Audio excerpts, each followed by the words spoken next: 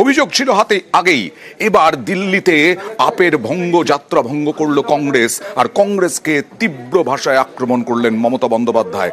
কংগ্রেসকে লাগবে না এ রাজ্যের ভোটে, 2/3 আসন পাবে তৃণমূল, দাবি মমতা বন্দ্যোপাধ্যায়ের।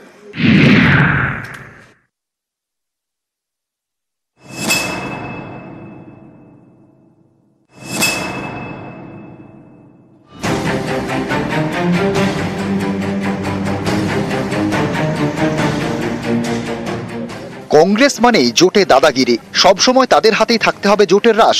রাহুল গান্ধীর দল সম্পর্কে এই অভিযোগ দীর্ঘদিনের।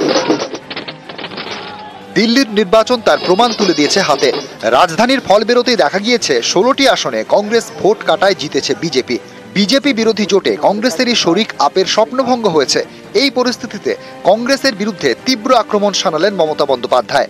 আসন্ন বিধানসভা ভোটের প্রসঙ্গ টেনে বললেন, 2026 সালে বাংলায় 2/3 আসন নিয়ে আমরা ক্ষমতায় ফিরব। বাংলায় কাউকে দরকার পড়বে না। দিল্লিতে আপকে সাহায্য করেনি কংগ্রেস, এখানে আমরা যথেষ্ট। বাংলায় কংগ্রেসের কিছু নেই। মহারাষ্ট্র হরিয়ানার ভোটের ফল প্রমাণ করে দিয়েছে, লোকসভায় বিজেপি সিট কমলেও দেশে কংগ্রেসের শক্তি বাড়েনি। যার জেরে বিজেপি বিরোধী জোটের একাধিক শরিক ইতিমধ্যেই দাবি তুলেছে ইন্ডিয়া নেতৃত্ব কংগ্রেসের হাত থেকে সরিয়ে মমতাকে দেওয়া হোক। এরই মধ্যে দিল্লিতে কংগ্রেসের ভোট কাটা আর তার জেরে আপের হার, যে প্রেক্ষাপটে কংগ্রেসকে তুলোধনা করলেন মমতা বন্দ্যোপাধ্যায়।